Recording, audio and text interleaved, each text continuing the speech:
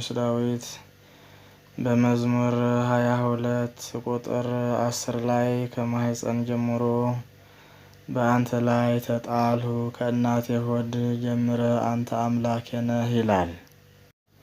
ነቢዩ ስለ ራሱ ምርጫ ተናግሯል። ከማኅፀን መመረጡን አውስቷል።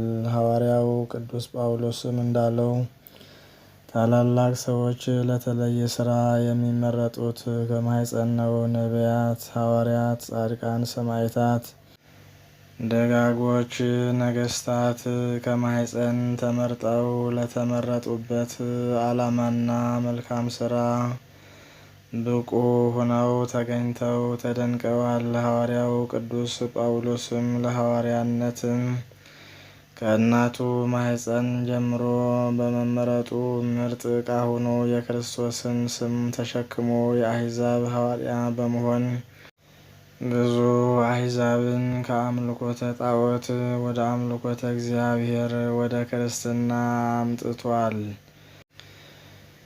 ነቢዩ ዳዊትም ከእናቴ ማኅፀን አንተ አወጣኸኝ፣ በእናቴ ማኅፀን ሳለሁ የእናቴን ጡቶች እየጠባሁ ሳለሁ በአንተ አመንሁ።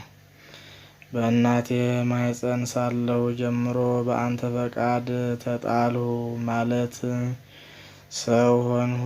ከእናቴ ማኅፀን ጀምሮ አምላኬ አንተ ነህ በማለት ስለ ራሱ ምርጫ አስመልክቶ ሰው ከእናቱ ማኅፀን ጀምሮ እንደሚመረጥና የእግዚአብሔር ወገን እንደሚሆን አስረዳ።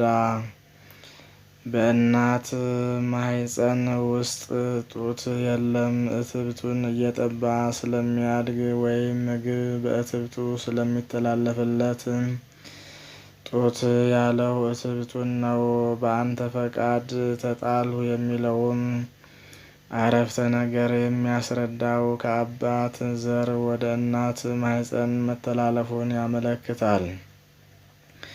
ነቢዩ ኤርምያስም የተመረጠው ከማኅፀን መሆኑን የእግዚአብሔር ቃል እንዲህ ይላል። በሆድ ሳልፈጥርህ አውቄሃለሁ፣ ከማኅፀንም ሳትወጣ ቀድሼሃለሁ፣ ለአሕዛብም ነቢይ አድርጌሃለሁ። ትንቢተ ኤርምያስ ምዕራፍ 1 ቁጥር 5።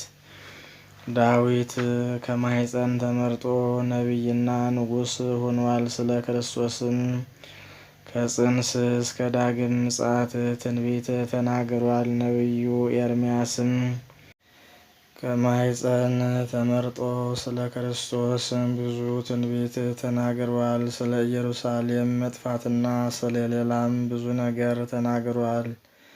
ቅዱስ ጳውሎስም እንደዚሁ ከእናቱ ማኅፀን ተመርጦ በቃልም በጽሑፍም አሕዛብን አስተምሮ ለእግዚአብሔር መንግሥት አብቅቷል። ሌሎችም ነቢያትና ሐዋርያት ተመሳሳይ የተቀደሰ ሥራ ሰርተዋል።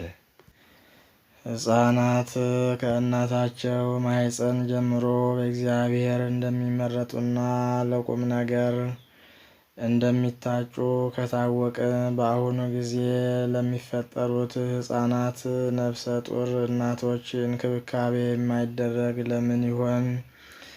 በተለይ በገጠሪቱ ኢትዮጵያ ሴቶች ሕፃናት ያለ ዕድሜያቸው በመዳር ሲያረግዙ አካላዊ ብቃት ስለሌላቸው ለመውለድ ይቸገራሉ።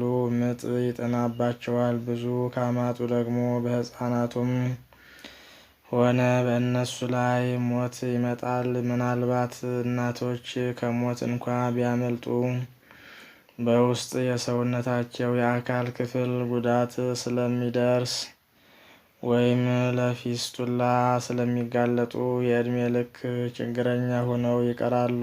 ለመንግሥት መሪነት፣ ለቤተ ክርስቲያን ሐዋርያነት ከእናታቸው ማኅፀን የተመረጡትን ሕፃናት ለተመረጡበት ሥራ ሳይበቁ በውርጃ በምጥ ተጎድተው ብርሃን ሳያዩ ማኅፀን ከፈናቸው የእንግዴ ልጅ መግነዛቸው ሆኖ ይቀራሉ። ስለዚህ ይህ እንዳይሆን ያለ ዕድሜ ጋብቻ መቅረት አለበት። በወሊድ ምክንያት የሚመጣውም የእናቶችና የሕፃናት ሞት እንዳይኖር ምጥ ሲመጣ በቶሎ ወደ ሐኪም ቤት መውሰድ ያስፈልጋል። እመቤታችን ድንግል ማርያም መድኃኔ ዓለም ክርስቶስን ጸንሳ ሳለች መጥምቁ ዮሐንስን ወደ ጸነሰችው ቅድስት ኤልሳቤጥ በሄደች ጊዜ ቅድስት ኤልሳቤጥ በማኅፀኗ ያለው ጽንስ ቅዱስ ዮሐንስ ለድንግል ማርያምና በእመቤታችን ማኅፀን ውስጥ ላለው ለክርስቶስ እንደሰገደ ተጽፏል። ከሴቶች ተለይተሽ አንቺ የተባረክሽ ነሽ፣ የማኅፀንሽን ፍሬ ቡሩክ ነው በማለት ነበር በአክብሮትና በምስጋና የተቀበለቻት። የሉቃስ ወንጌል ምዕራፍ 1 ቁጥር 39።